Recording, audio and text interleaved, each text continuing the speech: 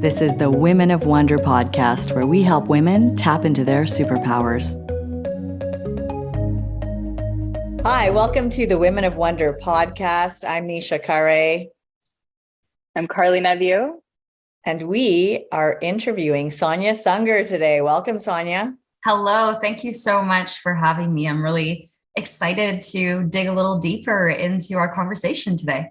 Yes, we are so happy to have you here and want everyone to know a little bit about Sonia. She's a mom of two, an amazing journalist, a traveler, and a forever curious co-anchor of Global News Morning Show. And so as we have a conversation with Sonia, we want you to get to know more about her and also like her insights in life and how she's living. So Sonia, we're really happy to have you come and share your ideas and thoughts with us here on Women of Wonder.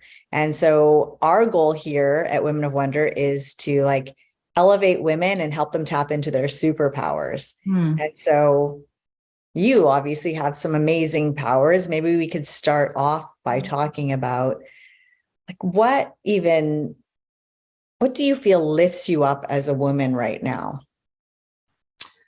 For me, I think it's connecting with other people on a deeper level about what's important to them, or even just being able to help.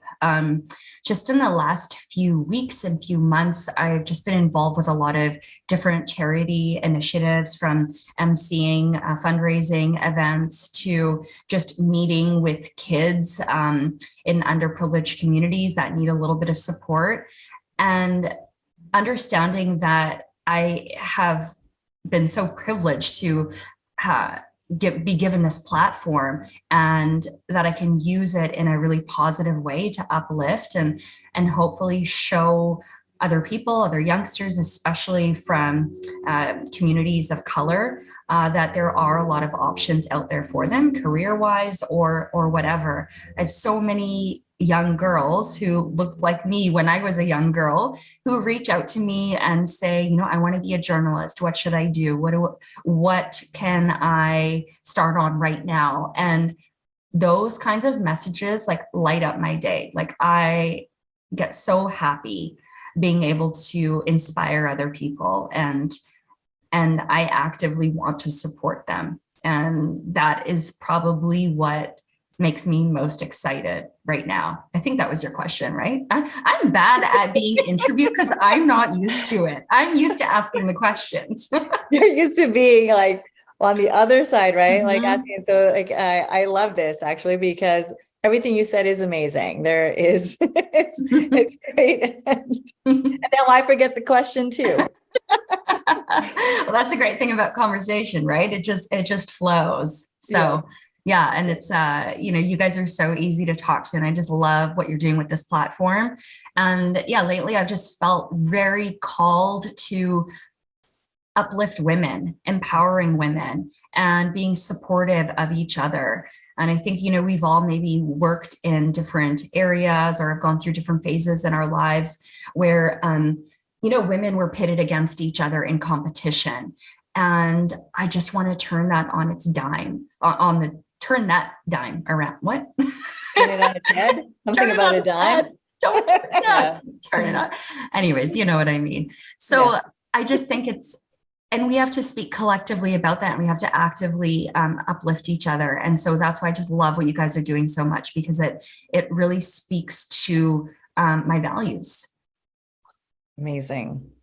And I feel like we really appreciate that, because Karly and I do feel strongly about all of that, right? We feel so strongly about understanding self so that we can connect with each other, so we can connect with other amazing women, and that we can lift each other up, and that we can feel each other's energy, right? The supportive energy, because you're right. I think that in maybe history or the past or wherever we were in the world, I would say even pre-COVID, there was maybe that now, not as much camaraderie as I feel like I'm seeing today. And Karly, do you agree? Do you feel like you've seen a shift in this kind of Yes. women coming together? I think each person too, and like their journey of realizing what are those things that are valuable for the individual. So myself included, maybe 4 or 5 years ago, it was when I was really starting to realize how valuable having these connections to other women was, like the shift in perspective, the shared storytelling. And Sonia, what you said around having those young women reaching out to you and being able to use your platform and the fact that you're so visible within the community as a way to inspire others is something that I love to hear, and I'm really glad that they have you to reach out to. So I'm curious, you've been in the broadcast journalism space for some time now. How has that evolved in terms of how you feel like you've been able to show up for the community? I feel like it's it's been a work in progress for sure. And I think like, when you're first establishing yourself in your career, you're really just focused on yourself, right? In doing the best that you can, in making sure that you can climb up that ladder, whatever your career path is. And so I would say that, my career up until I had kids was very much focused on just me, and less about how I could help other people with what I was doing. Obviously, with journalism, I am helping people by sharing information and highlighting stories, but I mean, using the platform in a way. At the same time, you don't have access to that platform unless you've been in the industry for a while and have a foundation to be able to do that on. I feel like after becoming a mother, I just have a different, I feel like an entirely different person. And I'm coming from a much more empathetic space, a softer space, and letting go of that need for perfection. I don't have any desire to do that anymore. I work in the live television space, so there's days where I make mistakes, and you know what? That's okay. And I just don't put that pressure on myself anymore, and it has been so freeing. And so that's one thing I wish I could tell my younger self is just like, don't sweat the small stuff, be your authentic self all the time, because showing up as yourself will only help you. And, not everyone will like you, and that's okay. But you have to show up as yourself. Otherwise, you're not being the best version of yourself. So you said, as you mentioned, that like having, becoming a mother, how that kind of changed your, how you thought about how you show up, or like letting go of perfectionism. What do you think, like to people maybe who haven't had kids or might not have kids, like what do you think might also be helping with letting go of the things that you don't need in your life? I think there's so many different experiences. I think in some ways grief can do that too. Just like anything that's going to change your perspective on life. It could even be, having a relationship end or moving to a new city. I think any big life shift or life change has the ability to change your trajectory. And sometimes it can be for a really positive change, and you don't realize in the moment because you're like, this is awful, whatever you're going through, as difficult as it might be, it's a learning lesson. And without those moments, it wouldn't make life as sweet. Yeah. And I think that, we've probably all gone through some painful growth and changes in our lives. And I appreciate that you say that it's not just that, like, it's that pain, it's that it's also an opportunity for growth, an opportunity for learning. And I think sometimes, maybe my younger self would have pushed away those painful moments and tried to even block them instead of like looking at them also as a gift, as a learning opportunity. And especially for like, the younger audience who could be watching, or anyone at any phase, to know that there is something positive in every experience we go through, just making us more of our, like you said, our authentic self. Yeah. And I think sometimes it's, you really have to let your mind quiet down in order to hear the lesson in the moment. And it can be really difficult to hear it as it's happening. But in all of those hardships, there is a lesson. And, I can give you an example for myself in 2018. I had a miscarriage, and it was a really, really emotional time for me. And, for the longest time, I just didn't want to talk about it. I didn't want to deal with it. It was like, out of sight, out of mind. And that grief was just building up on the inside. And that's kind of when I really began to start on my own spiritual path. And I started seeing a Reiki healer. And I went and saw her for almost 6 months consecutively, really just to work through that grief. And I became a really good meditator. I became super connected with myself spiritually, with my intuition. And, when I look back now, had that horrible loss not happened, I wouldn't have started on that path. I wouldn't have taken a moment to like calm my mind and sit with myself. And really, I think what meditation does is it helps you understand your thoughts. It helps you recognize your thoughts.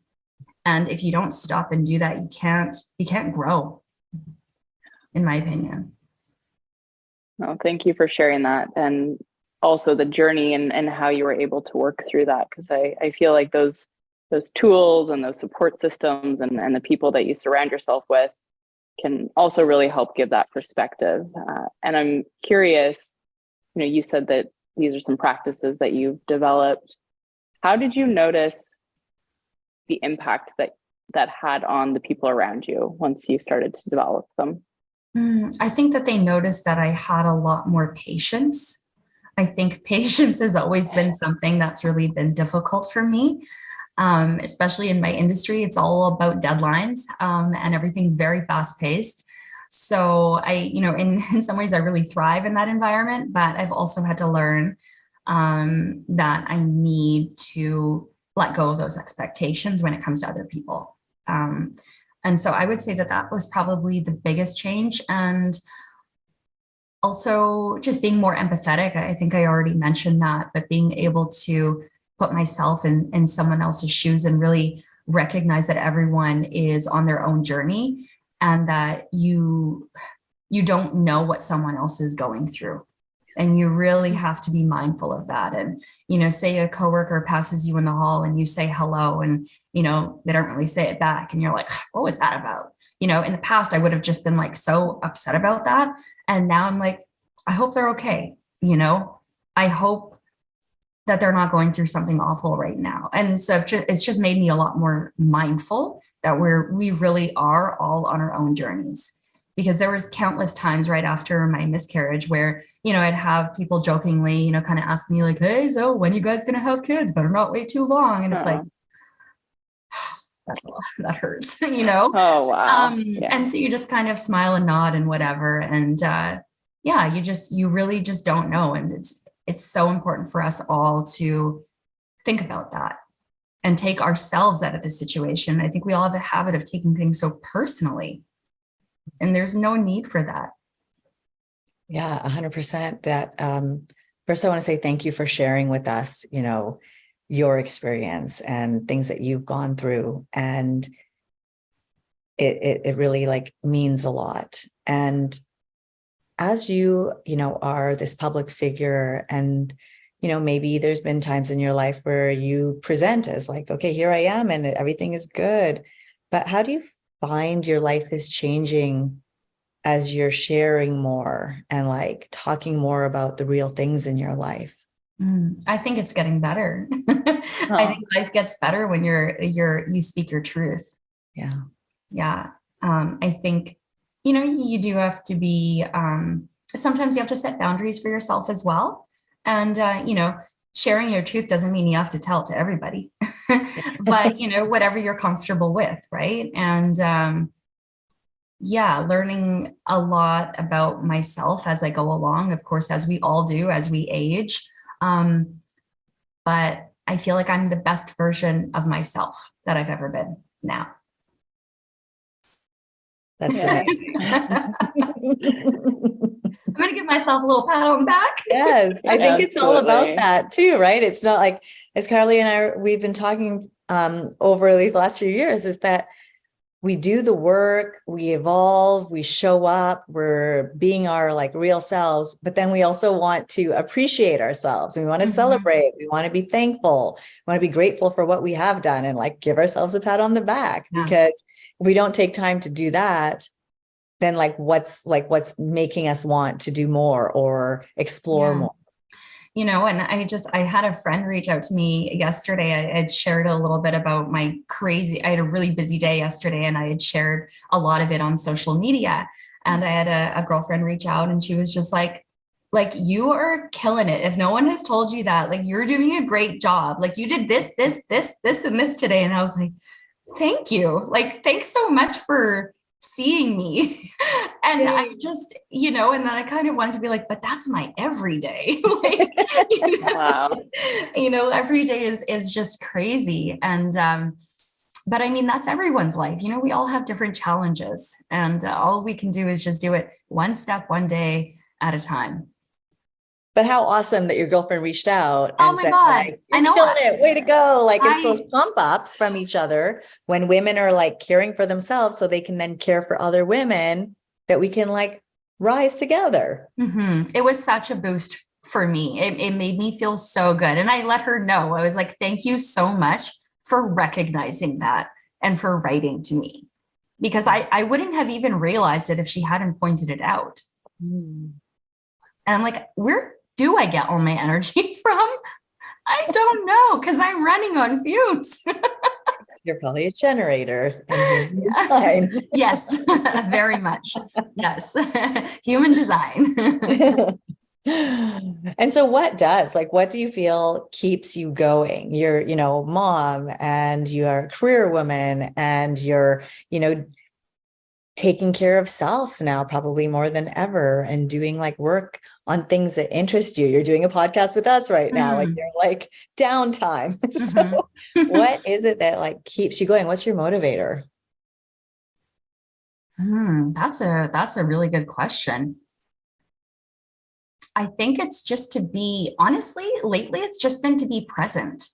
It's not about some big goal. It's about really, my children are young right now, and I take a lot of value in watching them grow up and being present with them, playing with them, rolling around on the floor with them, just being silly with them, because like, these are moments I can never get back. So I guess my children motivate me. Right now, I want to do good by them. I want to provide for them, and I want to be an example for them as well. I remember before I went back to work, because I had 2 back-to-back mat leaves, it was really difficult to think about going back to work. And, I had a lot of women reach out to me and say, those feelings are very valid, but you'll also be a role model for your children to show the opportunities that are there for them if they choose it, if they want to have a career. And now I realize the importance of that, because I like showing them that, it's not just dada that works. Mama works too. And mama has things that are a priority for her outside of just her family life. And it's so important to be able to be a whole human, right? And not to say that you need to have a career to feel that way, but that's what I think I needed. And so I feel very grateful that I'm in a career path that I really enjoy. If I didn't, then mama might not be as happy. And the kids would feel that. Right? No, that's so true. How did you discover this path? Like, what led you to the broadcast journalism space? Oprah? In one word. Yeah, I was like that like elementary school kid that would like rush home and put on Oprah, and I was allowed to watch Oprah. And there were some pretty heavy topics, but I just ate it all up. I loved the conversations that she would spark, the topics that she would cover, the really interesting guests that she would talk to. And I wouldn't say I became obsessed with her. I just really, really looked up to her. And as I learned more about her and her career path, I knew that she started off as a journalist. I think she was a news anchor. And I came from a family that watched the news regularly. And I just remember one day watching the news and thinking, I want to do that. And I think I can do it. And I think I would be good at it. I remember having that thought. And I don't know where that confidence came from, but I just went with it. And I was probably around 13, 14. And I just never let go of that feeling, that passion, that like knowing. It was like more like inner knowing. And yeah, in high school, I just started day shadowing different TV stations and learning more about the industry, what I would need to do in terms of school credentials, and just continued down that path. And there was a time where I thought, okay, maybe this isn't going to be the career for me because it is so competitive. And, in the Canadian market, there's a handful of jobs across the entire country if you want to be an on-air journalist or in television broadcasting. So, I got discouraged for a little bit, and then I just kept coming back around to it. So I think I was probably 18 or 19 when I was like, okay, no, I'm going to enroll in the journalism program, and this is happening. And yeah, by the time I was 20, I was working in a television station, and I basically went to school as I was working. And that's when my career started. Yeah, when I was 20. So that's a bit of my path in a nutshell. I hope that answers your question. Absolutely. Yeah. And you said that you have these young girls reaching out and asking you for advice. What are some of the things that if someone's listening to this, I that would you wanted to share? say you don't need permission to start. Just start. Whatever it is you want to do, whatever you're curious about, whatever, really gets you going, just do it. If you want to be a filmmaker, just pick up a camera, just start experimenting, play with it, approach it like a hobby and just keep growing from there. I think sometimes we feel that we need that stamp, that diploma, that degree, that certificate, whatever it is, to start doing what we want to do. And yeah, okay, for some industries, you do need that. Obviously, if you want to become a doctor, you need medical training. But for so many other professions or, just interests in general, you can just start. There's so much information available online as well. So that would be my biggest piece of advice. And I think it served me really well because the school of reality is where you learn from doing it, at least for me. No, thank you for sharing that. Absolutely. The experience that helps lead the way. So changing the topic a little bit here, I'm curious, what impact has community had on you in your journey to where you are now? And maybe how has that shifted? You talked about close friendships and the sisterhood element. I'm curious what community means to you these days. I think I feel like it's shifted a lot, especially during the pandemic. I think it's really, maybe by community, I guess I'm probably going to answer this more as just like friendships and like the circle that I have around me. But I feel like it's definitely gotten smaller, and that's not a bad thing, but it's gotten more concentrated at the same time, right? Those people that are in my life are really like become pillars in my life and are really important parts of it. And then there's also, maybe a little bit of like sadness there as well for the friendships or the acquaintances or whatever you want to call them that didn't really last. And sometimes that hurts, right? Because you're like, I really valued our relationship, our friendship, or whatever it was, but everything has its ebbs and its flows. And I just kind of trust the divine timing in it all. But yeah, my community has changed a lot in the past couple of years, and it's gotten smaller. It's become, I guess, more honest. I only want to have deep connections with people. I don't really enjoy shallow conversation. I want to talk about the stars and aliens and planets and other galaxies, and I want to hear about your deepest fears and your secrets. And yeah, that's what I'm all about. I don't want to, yeah. So if you're up for that, like you're in my inner circle for sure. I love it. That's just so, I feel like that is how Carly and I feel too. We're like, why don't we talk about all the stuff and all the real stuff and all the interesting stuff? Because let's not waste a moment. Let's not waste our time, right? Like our time is so precious. Like literally, we don't know, like, and you tell the news every day. You don't know if you're here tomorrow. You probably see that over and over. Like things change in an instant. And so the most we can make out of every conversation, every meeting, every gathering.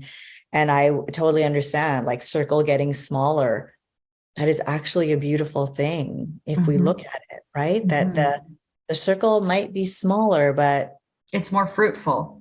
yes, if it's more of a meaningful circle, if it's a supportive circle, if it's an encouraging and loving circle, if it's full of people that are saying, Sonia, you're killing it today. I loved what you did. Like, that is the kind of circle I think we all want, that we all crave. And how do you do that? Like, how do you purposefully curate life so that it has like anything that you've done over the last few years to help yourself be in this like authentic self? I love that question because I think it's all about intention. And, there's that saying, your vibe attracts your tribe. And it is so true. I am very mindful of my intentions. And I really like to have set intentions, not just for long term, but like for the day or even for the morning. And, like I'll just share with you, for example, like I recently, I had tentative plans with two different people on the same day. One was supposed to be like more, they're at different times in the day. And I thought, okay, well, I had a really great workout that day and I got off the bike and I thought to myself, and I set the intention. I was like, I only want to invite loving, positive energy into my space. And I only want to see people who want the best for me. Ooh. That's it. Wow. And within about an hour, one of the people canceled. Ooh. And then a couple hours later, one of the other ones confirmed. So I was like, all right, so we're on to something. And so I just like felt very open to the whole energy of the day. And I went on to have like a fabulous girls' night, like such a good time. It was like good for my soul. And I realized that, like intention and manifestation really is so powerful. Yes. And I have been really good at it for some reason. So I would say that you can curate that circle, that community, just by setting intentions and by being the change that you want to bring about in your life. Gives me all the chills. I love it. Like, yeah, like if you don't want to hang out with people that gossip and cut other people down, well, then stop doing it yourself. Yes. Right. Yes. And So like, you don't have to be with those people if it doesn't feel good, right? It's like you hang out with someone and at the end you feel drained, even though maybe you had fun, but you're like, I just feel drained or tired. I don't know, something's off. Yeah. Like, and you really have to that. Exactly. You have to pay attention to your body. Your body doesn't lie, right? If someone gives you a physical reaction that's not in a good way, like listen to that. I do deeply on a deep level. And like, I've heard this, I guess it's an analogy or something, or I'm not sure how you would characterize it, but like there are three different types of people in this world. There are those that uplift you. There are those that are like neutral, and there are those that like drain your energy. And so be mindful of that and surround yourself more with the people that give you energy, that lift you up and that lift each other up. And you'll know from the feeling that you have after you've spent time with them, how you feel. Yes, totally. And also that changes in time, right? Like that as we do the work personally, we become better versions, not better, I don't want to say better, but like different versions of ourselves. So it depends, like you said, if somebody passes you in the hall and they didn't say hi back, this just might be a tough time for them. There might be things going on. And so like we all are, if we're doing that work to like lift ourselves up, there's we're going to connect better. We're going to Mm-hmm. feel better. We're going to show up better, show up more present Mm-hmm. for each other, for ourselves. Yeah, and more positive, and maybe, you know, that same coworker the next day, you might smile at them, and maybe that's the only smile they saw that day. Who knows, right? Like I think you just have to keep an open mind in that sense. And yeah, don't take it personally. Sounds like, Because most of the time it's not about us. ooh, it's a good reminder. And yeah, that mindset piece is so essential, and training yourself to see the world through a particular perspective. Mm-hmm. I'm curious, because you said like feeling into your body, Mm-hmm. which I know many people do not necessarily have that sense of connection. Did you always have, maybe? Yeah, you know, it's funny. I've always had a really strong intuition. Like my childhood friends will laugh about how I used to every day at school tell them about my crazy dream that I had the night before, and how, you know, and a lot of them ended up being premonitions. And, you know, it's kind of wild to think about it. It's not something I can control, but I definitely believe in that ability to tap into your intuition.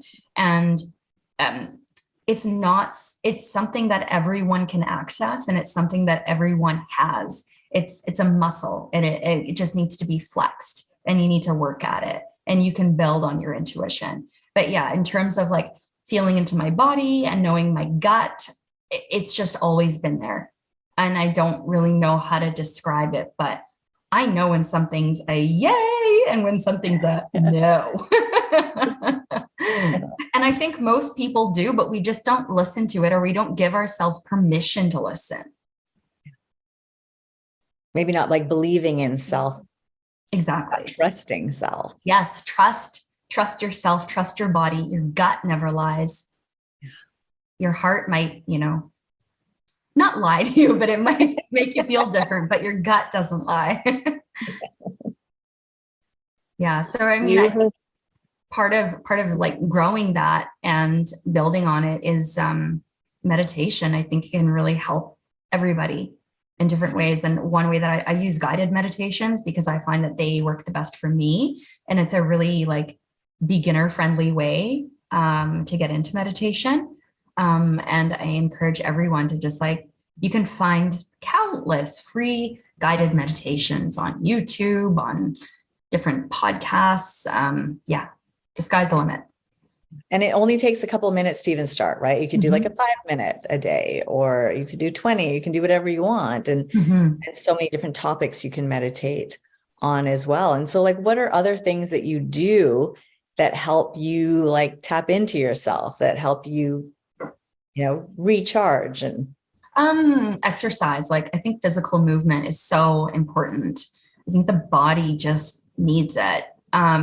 So on weeks where, you know, I've had a really busy week, I didn't get to, you know, get all those workouts in. It's just my energy level's not the same. I don't feel as driven. I don't feel like I'm not vibing in the same way. I'm not, yeah. So I would say movement is super important. Finding time for myself and not overloading my schedule. If I know I'm going to be busy, don't add more to it, you know? Make it simple. If you don't have time to make dinner that day, order it, you know, like be easy on yourself, give yourself grace. Because that allows you to show up better just for yourself and everyone around you if you're more relaxed. I'm going to put that on repeat in my mind this week. My entire schedule is full from morning to night for like the next. But we all have a habit of doing that, right? And and it's like when you look at your schedule and you dread it, maybe you need to make a change. And I know not everyone has that luxury to do that. I realize we all lead busy lives, and some people work 2-3 jobs. And I get it. It is tough right now, especially with the economy, with inflation. I guess just try and do what you can, what feels good to you. And maybe it's sticking in your, you know, your headphones on your way to work or whatever, if you're commuting on the SkyTrain or whatever it is, and listening to a podcast like this one, opening your mind to something else. I think that those can all be little ways that you're nurturing yourself while still, I guess, tending to your responsibilities. Keeping Sonia, that. you have sprinkled in so many practical and also, wise comments throughout this conversation. And I feel like people are going to we talked about the Amazon order. Literally, someone is buzzing my. Okay, I want to know what it is. What did you order? What did you get? We should do like an unboxing. It wasn't me. It definitely wasn't me. So I'm curious, kind of one last question here. And is there anything that we haven't touched on or that you've been feeling really passionately about that you would want to share with the audience today? I feel like we've covered so much. I feel like the spiritual side of really like listening to yourself, knowing your truth, that comes with time and patience. And I think that, just don't put that pressure on yourself. I would say be graceful with yourself. That's one thing that I've just learned in the past couple of years. Like, I think I've always been very, very, very hard on myself. And it's like, do this, do that, achieve this, achieve that. And it's okay not to do all the things.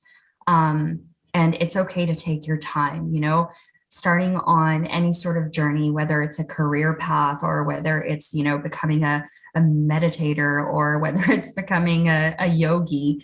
It's a practice, right? It's day by day. And you just have to be easy on yourself. Treat yourself like you would treat your best friend or the love of your life. Treat yourself that way. I think we all forget about self-love. Beautiful. Well, yeah. Like, that's something I think we work on and have really been embracing in our lives too, the idea of self-love.